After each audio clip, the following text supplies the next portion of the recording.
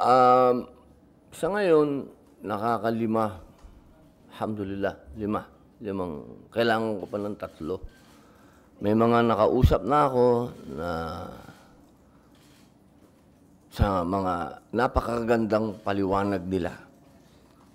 Tinatanggap ko naman na hindi sila pumirma. At yun ang mga bagay na ikinatutuwa at ikinalulungkot.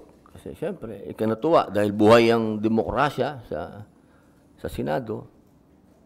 Nalulungkot dahil hindi ko pa nakukuha yung 8 boto hanggang sa ngayon. Sir, are you hopeful na makuha may 7 days? Parang 5 days na lang, sir, no? Or 4 Mhm. days left Oo. for you to get the remaining full signatures? Inshallah, personal akong tumatawag, personal akong humihingi ng kahit na 5 minutes doon sa mga miyembro. Mayroon pa akong bukas, mayroon pa akong Sabado, Linggo. Sana mapagbigyan pa tayo ng mga hindi pa nagsasabi ng hindi sila pipirma. Sir, gaano po kahalaga sa inyo na mabuo yung 8 signatures para hindi pa condensed ibuloy? Napakalaking bahagi ito para sa akin, una, sa usapin ng demokrasya. Kasi talagang ang inyong mga senador ay lalo na ako, no? Kung mapapansin nyo, kapag yung paggalang na ibinibigay ko sa kapwa senador, masyadong mataas sa akin yun, yung ganong klaseng ano. Kasi democracy tayo eh. Katulad nitong kay Ma'am Senator Risa Ontiveros, sa malalim na pagpupugay at paghingi ng paumanhin sa kanya, ako talaga nakikiusap lagi sa kanya at humihingi ng paumanhin kung ako'y sumasalungat.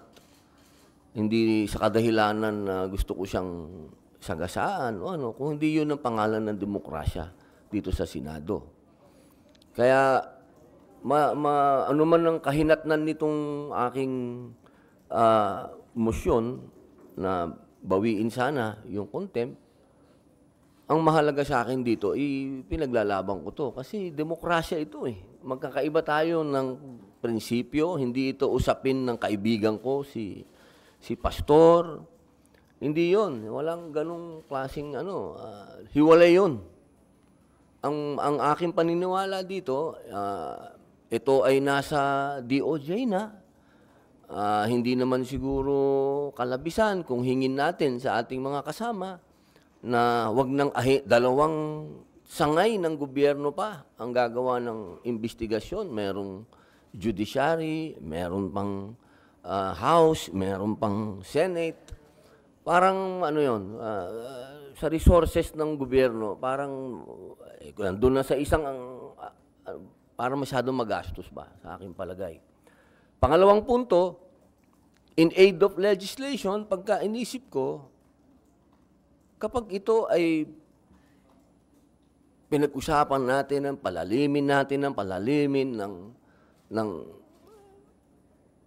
umaabot sa iskandalo, parang para sa akin, malinaw na, ano ba to? Parang sa konstitusyon natin, meron talagang paghihiwalay ng Estado at religion. Dito, sa nakikita ko, pagka nagpatuloy sa ganitong proseso, parang sinasaklawan na ba natin, magkakaroon ba tayo ng mga panukala na sasagasaan natin ang religion? Kasi ang papunta na to eh, hindi na, wala na kay pastor yung, napupunta na doon sa buong organisasyon, sa buong religion nila. Para sa akin, total, andyan ang judiciary, sila talaga ang pwedeng magsagawa ng investigasyon, sila talaga ang pwedeng magbigay ng parusa. Siguro, pagkatapos nilang magdesisyon at kung ano ang ilabas ng judiciary, yun ang kunin namin sa legislative at doon kami, in aid of legislation, gumawa ng batas. Pero siguro sa pagkakataong ito, pinakamainam dito. Para sa aking paniwala, inuulit ko po, nirirespeto ko, ginagalang ko, para sa akin, karapatan ni Senator Risa Hontiveros na ilaban ito. Ako din po ay may opinion. At yan ang opinion ko. Nandyan na yan sa DOJ, iwan na natin sa kanila.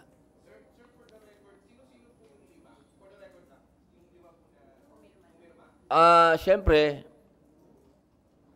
sayang nga dahil ang kailangan pumirma dyan, mga miyembro.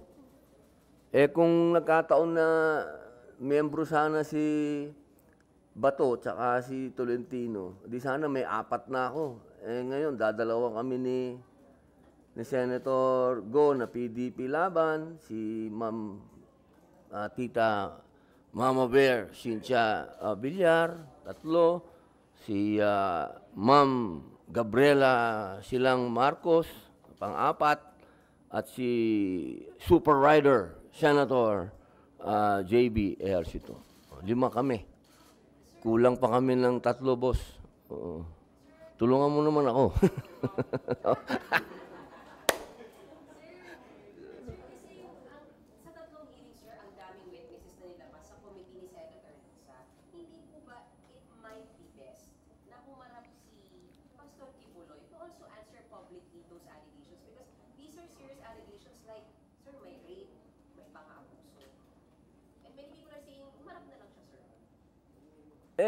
Sa akin kasi mahalagang sa akin ang testimony ng mga nag-a-accuse.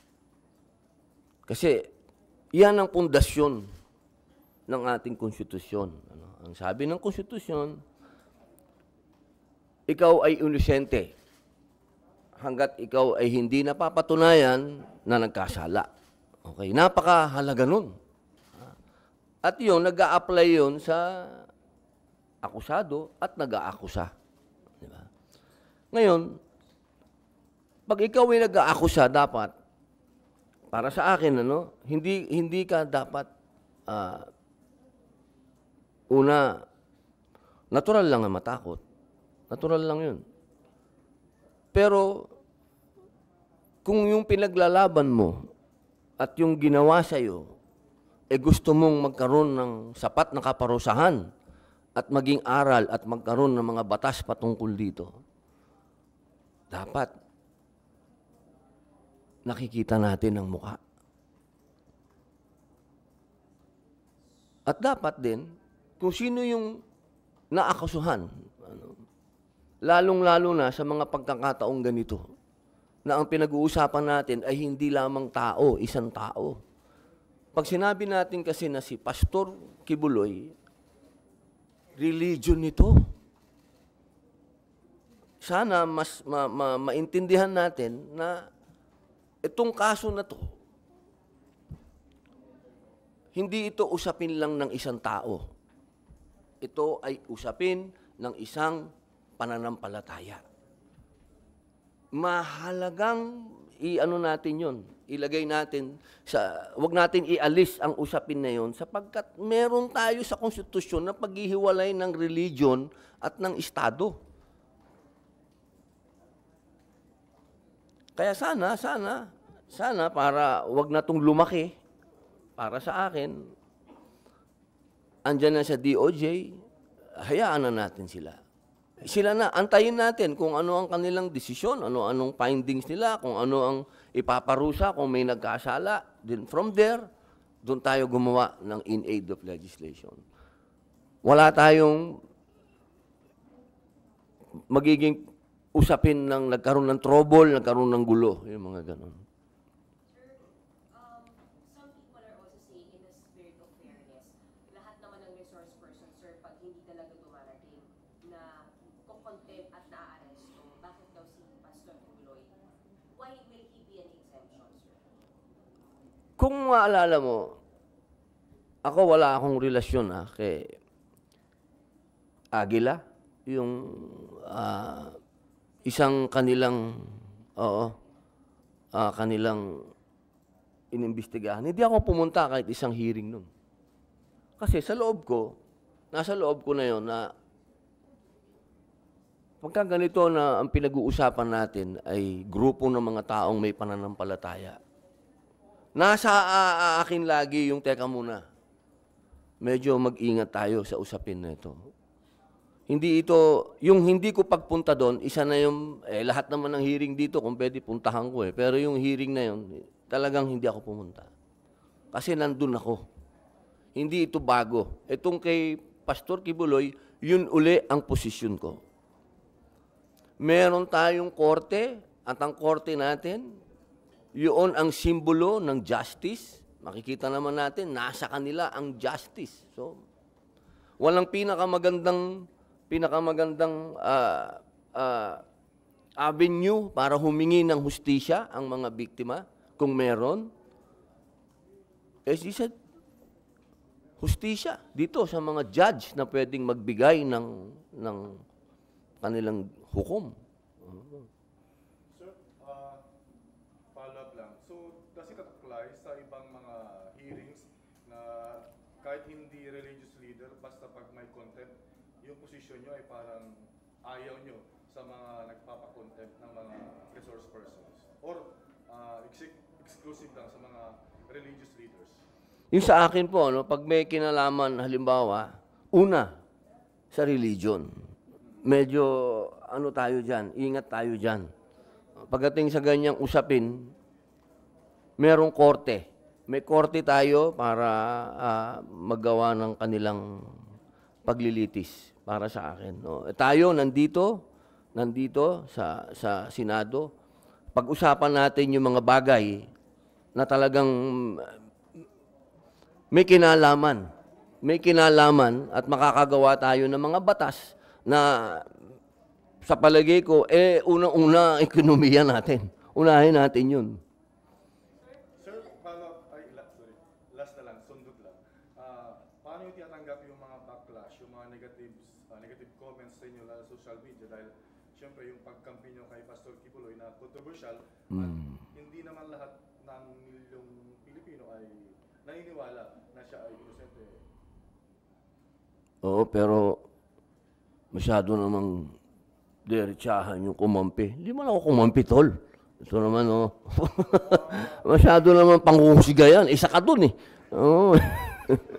Masyado mo akong hinusgahan. Ang tawag dyan, demokrasya. Bilib na bilib pa naman ako sa balbas mo. Ikaw talaga, akala ko naman, kaisa kita. Hindi, yan, democracy. Democracy. Meron akong mga, katulad nung kinausap ko si Ma'am Risa, meron tayong mga personal na dahilan, pare, na pag sinabi ko sa public, kasi lagi sinasabi ng publiko, hindi man lang niya sinabi kung ano yung dahilan niya. Basta sinalungat niya yung sinabi na yung contempt. May mga bagay kasi na pinag-usapan namin ni Ma'am Risa na para sa akin, yun ang sinabi sa akin ng imam ko Naging un-Islamic ako nung first hearing. Kasi hindi ko nasabi sa kanya na ang posisyon ko ito. Bigla lang ako nagsalita. Kaya nung pangalawang hearing, humingi ako ng 1 minutong suspension. Nagpaalam ako sa kanya na ito ang posisyon ko. Personal ko to. Ito ang aking paniniwala. Buong paggalang sa'yo. Hindi ako yung klase ng tao na mag-grandstanding sa hearing at pagiging chairman ni Ma'am Risa. Aagawin ko sa kanya. Ayokong mang sapaw dito. Kapag meron ng tinatanong kayo sa aking media tungkol sa ibang committee, ang lagi kong sinasabi, teka, hindi ako spokesman ng committee na yan, nakakahiya doon sa chairman. Kasi ayokong mang-agaw. Hindi ko naging ugali yun. Ngayon, kung ang tao, sinasabi mo na kinakampihan na, mabihira naman yung kinakampihan. Demokrasya, tol. Meron akong sariling dahilan Ang sarili kong dahilan para sa akin, nagiging biktima si pastor kasi nilabanan niya yung NPA. Yun ang sarili kong wala tayo, hindi deserve para sa mga mata ko ng isang tao ang tingin ko bayani sa pakikipaglaban niya sa komunista na naging kasama ko Ganitong klase, papayagan ko, maiskandalo. Teka muna. Nasaan ang utang na loob natin sa serbisyo ng taong ito na inalay niya sa paglaban sa komunista? Yun ang personal kong dahilan. Hindi ito usapin ng pagkakaibigan. Kasama ko tong taong ito. Noong lahat ay tahimik na lumaban, lumaban yan. Para sa akin, deserve niya yun. Deserve niya ang aking suporta na mapunta siya sa korte, sa judiciary. Yun. Hindi ako naniniwala na in aid of legislation, makakagawa tayo ng mga bill ngayon na maapektuhan ang kingdom. Religion yan. Yun, pare ko. Sana naintindihan mo na to. Lambihira, kampi-kampi naman to.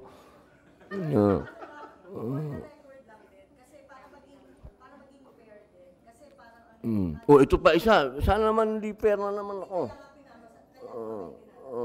Para lang maging fair, masagot nyo rin. Kasi ang sinasabi ng mga sa social media, lumalabas na, ay hindi, napag-utusan lang yan. Napag-utusan lang si Senator Robin para mag-check.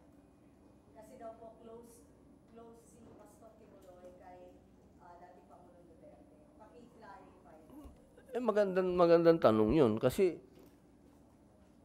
ang posisyon ng aming chairman sa PDP laban, pumunta si pastor, di ba? Sabi niya, yun ang posisyon ni dating Pangulo. Magkaiba sa posisyon namin. So wala akong sinunod na may nag-utos sa akin, ganun. Wow. Naman, ma'am. Revolusyonaryo, utusan lang. Sayang naman yung bigote ko. Di ba? Hindi ako utusan ng kahit na sino. Paniniwala ko, para sa akin, magkasama kami ni Pastor lumaban sa komunista. Hindi mawawala sa isipan ko yun. Sir, sa ngayon, ilan na po yung pumipirma doon sa written objection? 5 po. Opo. Pwede nyo pong sabihin kung sino-sino na yun? Opo, si... Sir, mahirap bang mag-convince ng mga kasama sa committee para pumipirma?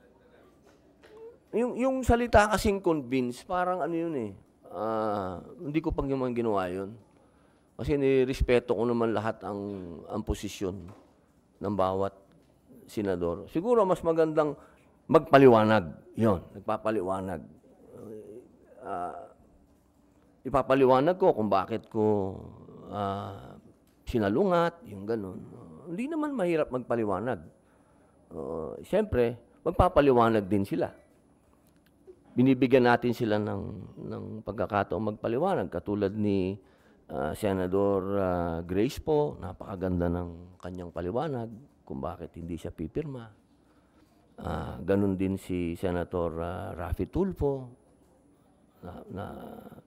Yung demokrasya to hindi natin kailangan personalin yung mga bagay na mga ganito. Kaya ako hindi ako titigil na makumbinsi yung iba pa. Halimbawa, si Ma'am Pia.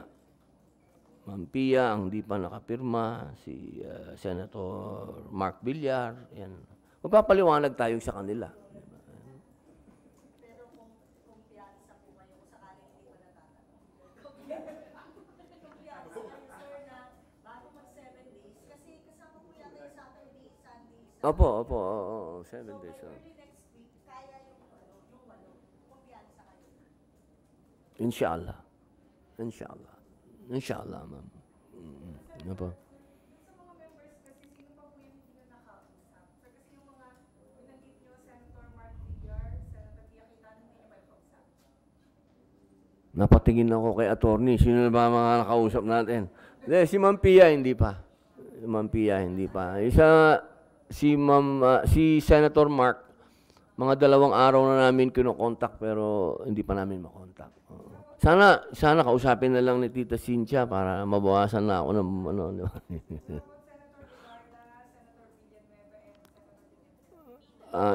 Siyempre si Senator Coco wala na dun sa numero kasi siya nga yung nandun di ba? Siya nga yung nag-conquer dun. titingnan natin. Alam mo, ang mahirap, na-tiyempo pa tayo sa buwan ng kababaihan eh. Kaya, di ba? Medyo...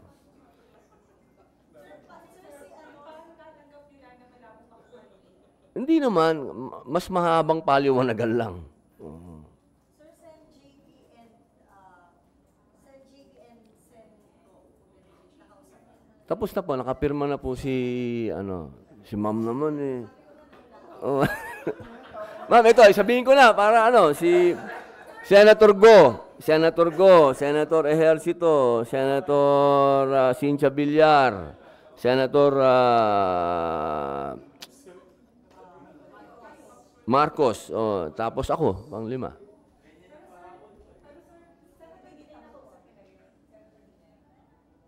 Hindi pa.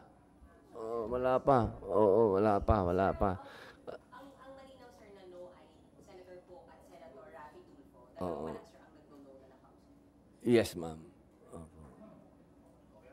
Siyempre, uunahin mo yung meron kang, di ba? Meron kang, may relationship ba? Kasi si Ma'am Grace, alam naman natin, anak ng hari ng pelikulang Pilipino, di ba?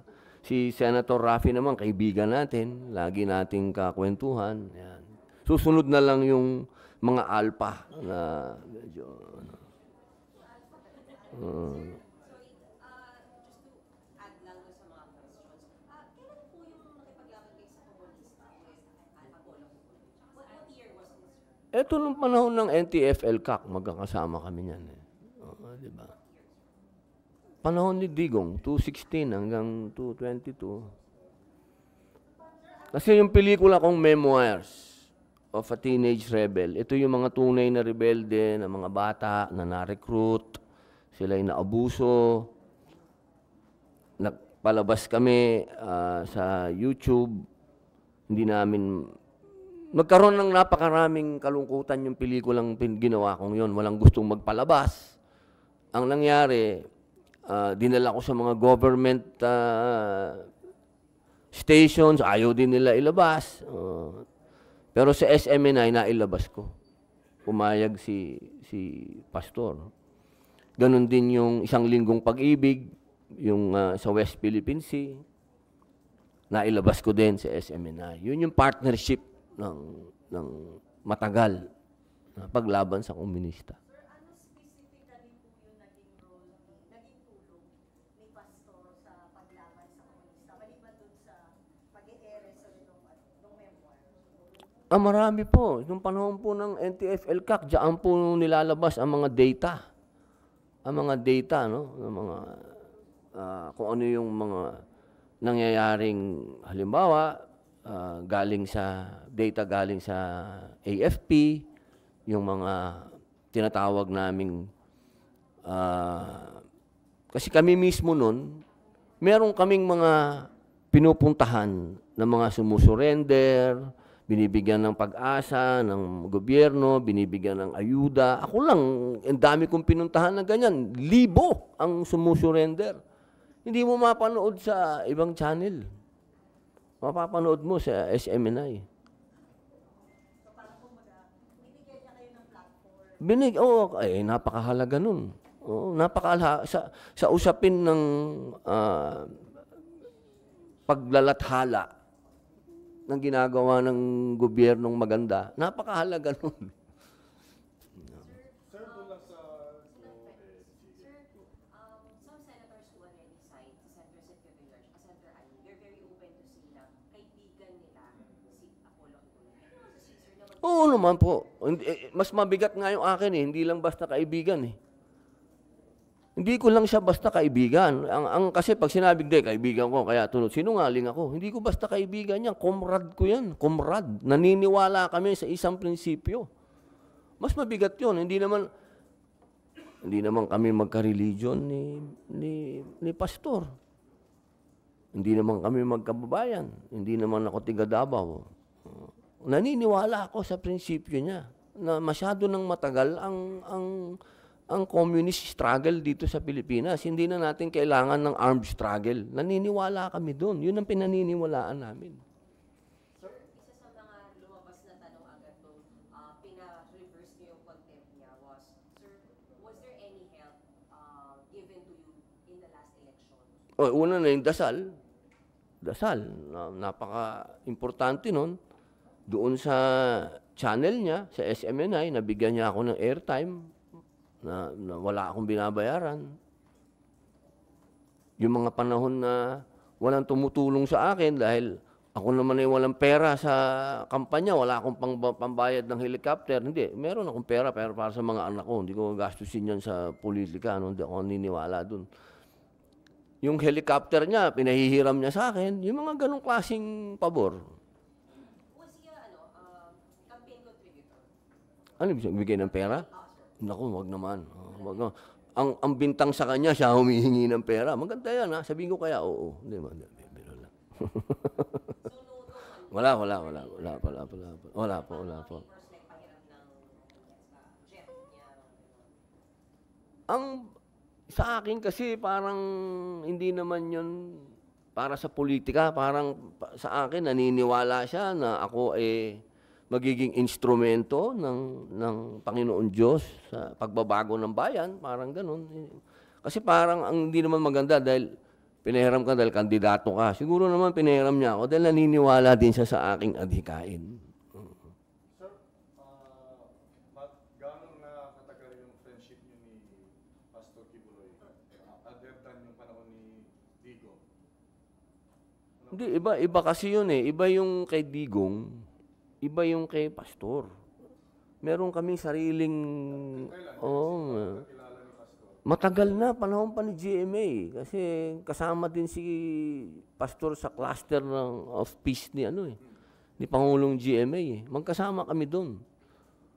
Ganun nakatagal ang pagsasama namin sa adhikain, hindi sa usapin ng pananampalataya o kundi sa paniniwala na kailangan natin ng kapayapaan sa bansa natin. Si Senator Sincho, openly sinabi niya kanina na sa kanyang pagkakilala kay Pastor, hindi raw na magagawa yung mga ipinaparatang sa kanya. Do you share yung parang... Aba, pag sinabi ni Mama Bear, pangahawakan ko yun. Oo, kasi siguro mas meron din silang pagkakakilala kay Pastor. Iba sa pagkakakilala ko. Kaya napakagandang marinig nun. Malalim yung pagkaibigan niyo bilang lalaki.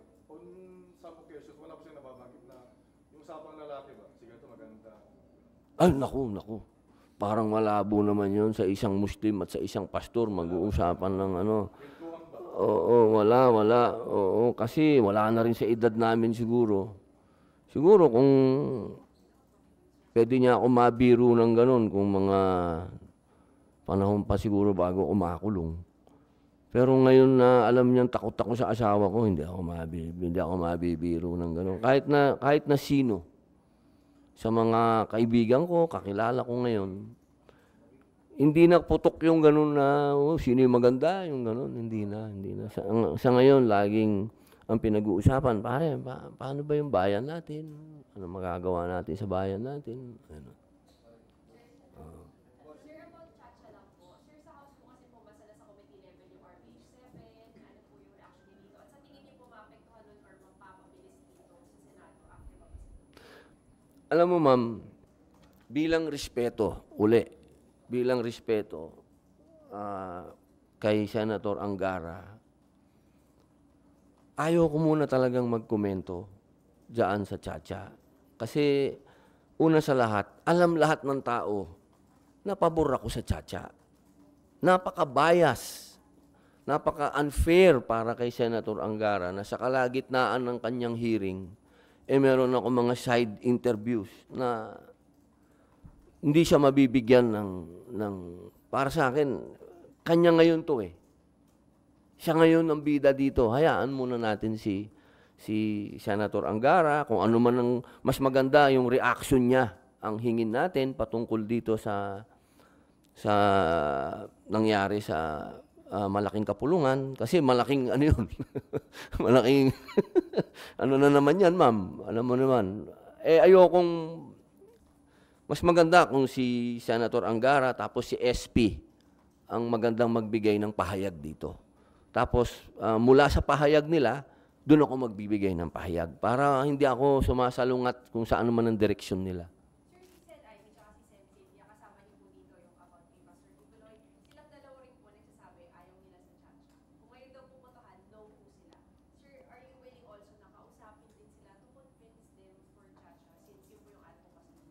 Nakausap ko na sila noon pa eh. So, baka naman isipin nila, sirang plaka ako, paulit-ulit, di ba? Naiintindihan ko ang bawat posisyon ng senador sa Chacha. Yan una pa lang, hindi naman ngayon lang, noon pa, noong panahon na tayo ang nagsasagawa ng pagdinig, open naman sila na sinasabi nilang hindi talaga sila okay dyan. At ako naman, nirerespeto ko naman yung kanilang mga posisyon.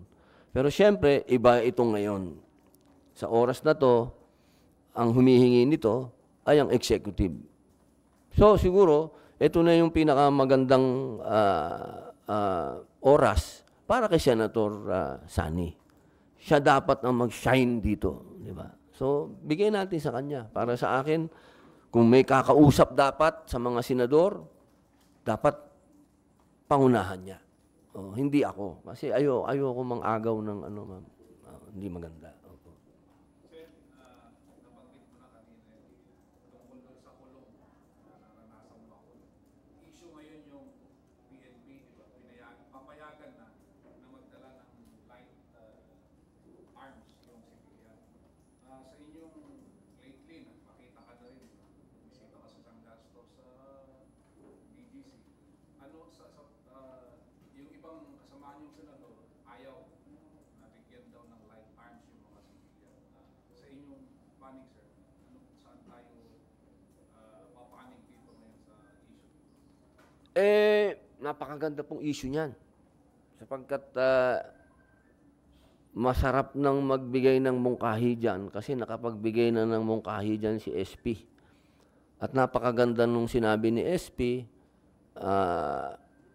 sabi niya, sana magkaroon ng isang hakbang na yung mga bibigyan ng PNP ng karapatan na magkaroon ng long firearm ay maging reservist. Ang gandang ano nun para sa akin. Kasi tayo naman kung ano sabihin ng PNP, naniniwala naman tayo. Dapat paniwalaan muna natin yung sinasabi nila. At ganun din naman, yung sinasabi ng ibang mga senador. Siyempre, kanya-kanya, demokrasya tayo, may kanya-kanyang opinion. Pero siyempre, ako, naniniwala ako sa opinion ni SP. Napakagandang opinion nun. Karapatan ng civilian yan. Karapatan nilang magkaroon ng baril. Pero siyempre, pagdating dyan sa long firearm, dapat, sana maging reservist sila. Mag-serve sila sa gobyerno. Magkaroon sila ng proper training. Kasi alam mo, ang problema sa bayan natin, hindi yung may lisensyadong baril at hindi yung... Ang problema natin dito, yung mga goons. Yung mga outlaws. Yung lisensyadong baril, may record yan. Kapag nakagawa yan ng pagkakamali, napakadali mong matrace niyan, madali mong mahuli, yun ang paraan eh. Ang problema natin, ang pagdiskitahan natin, yung mga hindi sumusunod sa batas. Pero yung mga may LTAP, dumaan na yan sa proseso para magkabaril. Ang kailangan lang, bigyan natin ng responsibilidad. O binigyan sila ng pagkakataon